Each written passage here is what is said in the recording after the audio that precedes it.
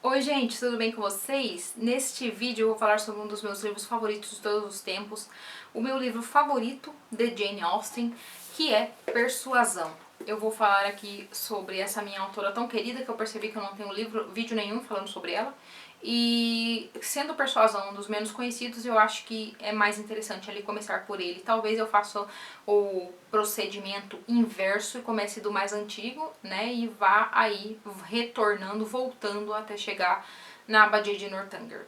Este livro, Persuasão, ele foi publicado quando a Jane Austen já tinha falecido, então ele é o último livro escrito por ela, né? E é um livro mais maduro. É um livro mais que tem mais assim, ele é mais circunspecto, ele é mais pé no chão.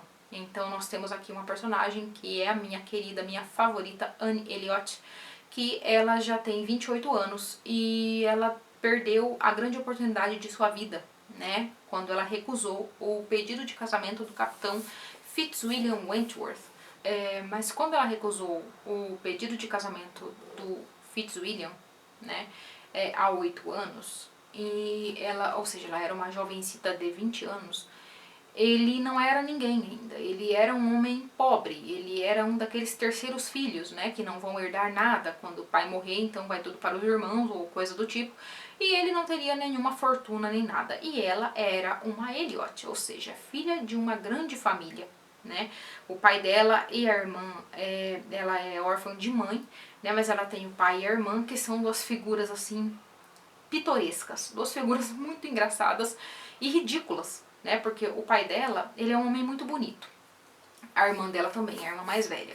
A irmã dela já tem quase 30 anos, mas ela é a senhora ali da casa e ela e o pai são perfeitos um para o outro, porque eles são igualmente cínicos, fúteis, inúteis e ficam ali só gastando um dinheiro que eles não têm e sempre procurando estar perto de pessoas e coisas belas, porque o pai dela não suporta a feiura, e é por isso também que ele leva a Anne Elliot com pouco caso. Por quê? Porque a Anne Elliot ela não é nenhum primor de beleza. A beleza dela está em outros lugares, em outros recantos, né? Ela é uma mulher muito ponderada, ela é uma mulher muito doce, muito inteligente. Ela ela é o tipo de personagem feminina forte, sem que isso traga aquele estereótipo horrendo na nossa mente, sabe? Ela não é uma girl boss, por mais que aquela coisa horripilante da Netflix tentou fazer parecer que a Anne Elliot fosse uma girl boss e acabou deixando ela ridícula, né? Então aquele filme é algo que eu finjo que eu não sei que existe, porque aquilo é um pesadelo em tantos níveis que eu assim fico perturbada com a qualidade das produções hoje em dia.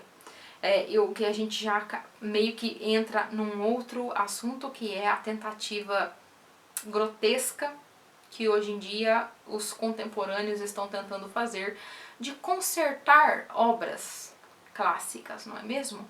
Mas a gente vai deixar esse assunto para um pouco mais além no vídeo. Vamos continuar falando aqui sobre persuasão.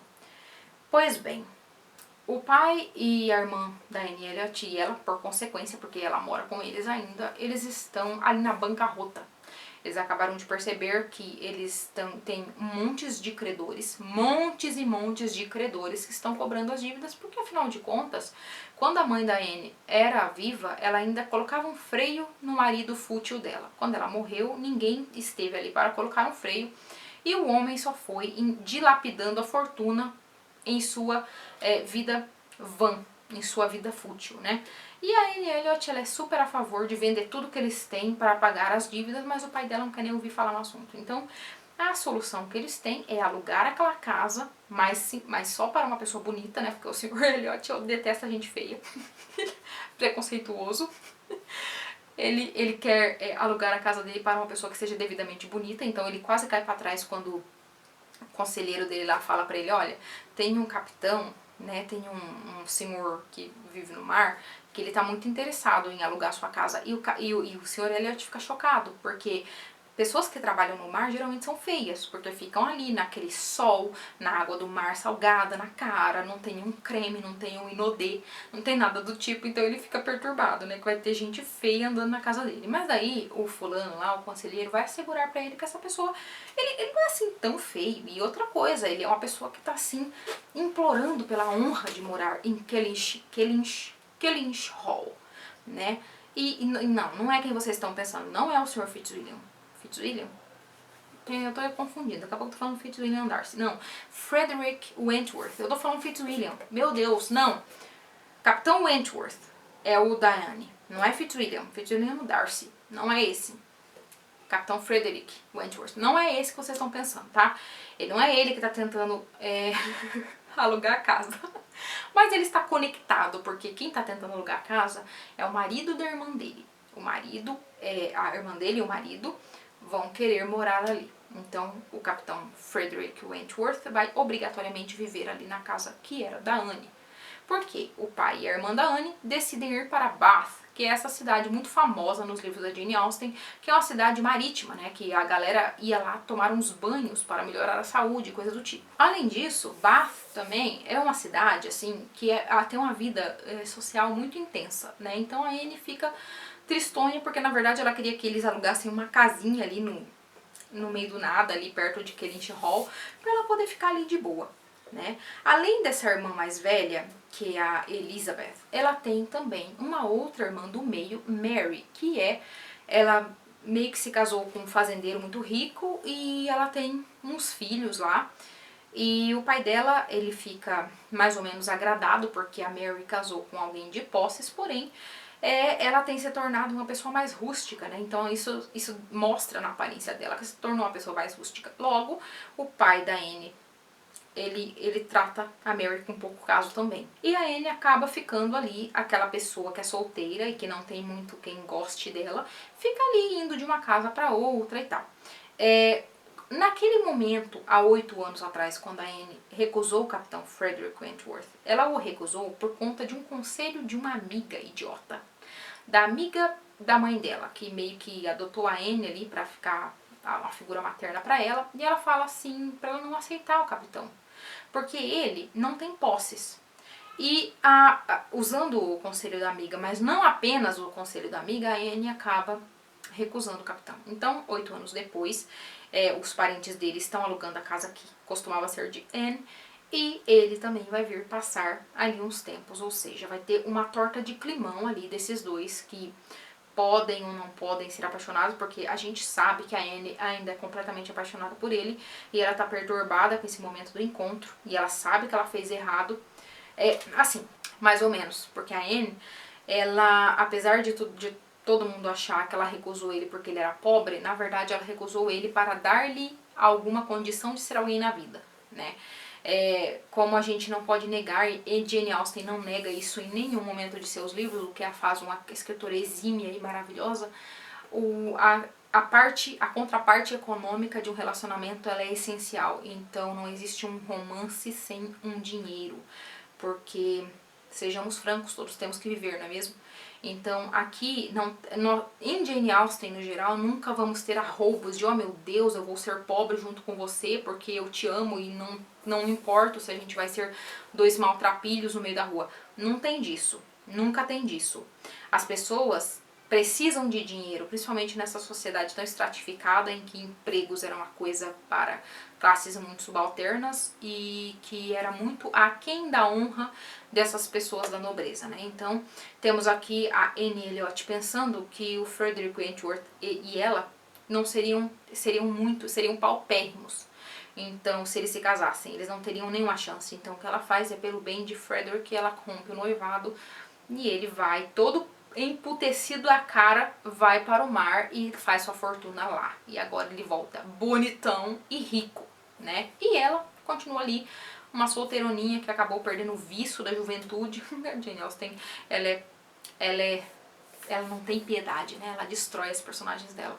E perdeu o vício da juventude, tá toda capenga, xoxa, manca e tá ali, só com o coraçãozinho dela na mão. E é isso, gente. Eu não vou contar mais pra vocês, porque vocês obviamente devem saber como vai se desenrolar e qual é o final dessa história. Afinal de contas é um romance. romântico, mas todos nós sabemos que a Jane Austen está nos detalhes, não é mesmo? Que a grandiosidade de Jane Austen está nos detalhes. E aqui eu vou entrar naquele tema que me deixou muito brava quando saiu a adaptação. Assim, brava, eu vou explicar pra vocês a minha braveza. Eu nunca espero muito de adaptações, né? Porque ainda mais hoje em dia que parece que a criatividade a criatividade abandonou Hollywood de vez, né? Pelo jeito. Então, o sol que a gente tem é remake, tentando principalmente corrigir obras clássicas, né? O ego desse povo é uma coisa assim impagável. Então, temos aquelas tentativas de correções de obras clássicas e a Jane Austen não ficou assim de lado, né? Temos aquela... Ai, Deus, sabe? Temos aquele filme desrespeitoso de Persuasão, que transformou a Anne, minha querida Anne Elliot, que é essa mulher doce e calma e silenciosa, e ela é uma figura feminina por excelência. No caso, ela é uma espécie de... Ela tem todas as características que comumente se aplicam à feminilidade. Então, ela é uma pessoa muito carinhosa, ela é uma pessoa que cuida dos seus parentes, ela é uma pessoa muito decisiva, ela tem decisões firmes, ela tem uma moral muito forte, ela sabe muito bem o que é certo ou errado. Ela nunca fica em dúvida ali sobre aqueles shades, né, sobre aquelas tonalidades de cinza. Ela conhece as coisas, ela sabe, ela vive de acordo com o que ela pensa ser certo. O único momento da vida dela sobre o qual ela tem dúvida realmente é ela ter dito não ao Capitão Frederick, mas porque ela o amava apaixonadamente e ela sabia, ao mesmo tempo que ela sabia que terminar com ele era a coisa certa a fazer, ao mesmo tempo isso destruiu o coração dela. Então assim, esse é o único momento da vida dela em que ela fica assim, e se eu tivesse feito diferente, sabe? E é uma personagem maravilhosa. Uma personagem maravilhosa. Só que daí, isso não era o suficiente para o... Eu não vou dizer o feminismo, mas para algumas concepções de feminismo que temos hoje em dia, isso não era suficiente. Ter uma mulher que ela congrega em si os ideais de feminilidade. Isso não era feminista o suficiente. Então, o que fizeram? Transformaram ela numa girl boss, né? Que é aquela mulher irritante que aparece hoje em dia nessas produções, e eu nunca vi uma mulher como essas. Eu não sei vocês, gente, mas assim, eu nunca vi uma girl boss na minha vida. E eu pretendo nunca ver, porque é realmente algo terrível, tenebroso, que eu detesto. Mas temos, por exemplo, aquele efeito Arya Stark, né?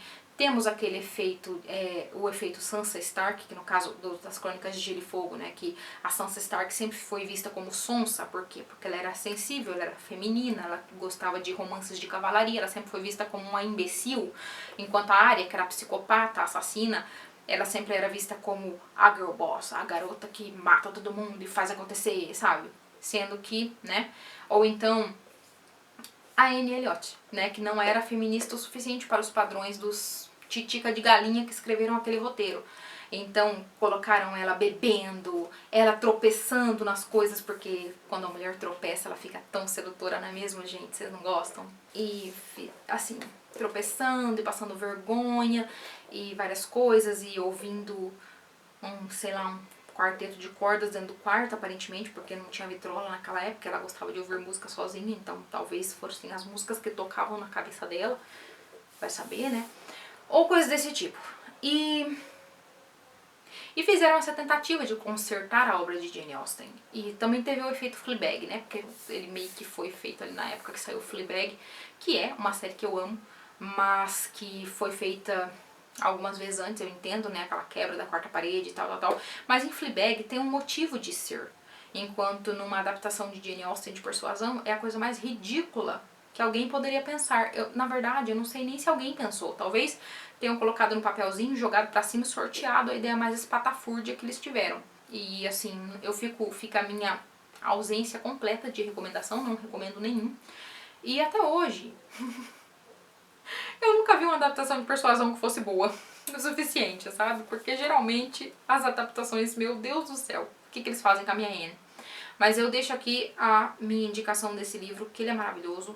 Ele é uma história de amor muito bonita, muito ponderada, e fica muito claro que é uma história de amor escrita por uma Jane Austen que já sabia das coisas, sabe? Que já estava ali no fim de sua vida, ela teve uma doença ali, eu esqueci o nome da doença que ela teve, mas era uma doença muito complicada, que deixou acamada e tal.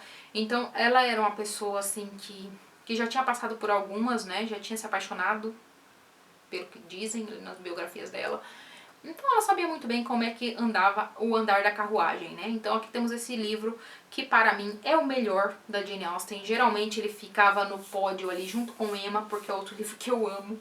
E surpreendentemente não é Orgulho e Preconceito nem Razão e Sensibilidade, esses aí ficavam abaixo no meu pódio. Pra mim sempre foi Emma e Persuasão, que são meus favoritos, porque Emma é engraçadíssimo e Persuasão é muito querido. Então fica aí a dica pra vocês. Com essa mensagem, talvez, né, que vocês já sabem, muito provavelmente, que existem diversos tipos de força feminina e esta é uma delas, uma das mais maravilhosas, inclusive, que é aquela força que talvez as outras pessoas não percebam, mas que ela está sempre ali, presente. E é isso, gente, fica aí a dica pra vocês desse livro maravilhoso, com personagens incríveis, muito bem criados e também com todas aquelas alfinetadas maravilhosas da Jane Austen, porque aqui tem muita alfinetada, sabe? Principalmente a questão do pai dela e a irmã, que eles se achavam muito mais do que qualquer outra pessoa, mas aqui é feito com certo... Não é muito aquele bom humor que a gente vê em Razão e Sensibilidade. Em Razão e Sensibilidade a gente vê um humor meio haha mesmo, sabe? Tipo, tirando sarro, só que com uma certa... um tom divertido. Aqui nós temos um humor mais amargo. É um humor mais amargo. Então a gente tem esse humor que vai te dizer... Olha como são ridículos, né? Ele não perdoa muito esse humor que tem nesse livro aqui. Mas ainda assim, maravilhoso. E é isso, gente. Espero que tenham gostado. E até o próximo vídeo. Tchau, tchau.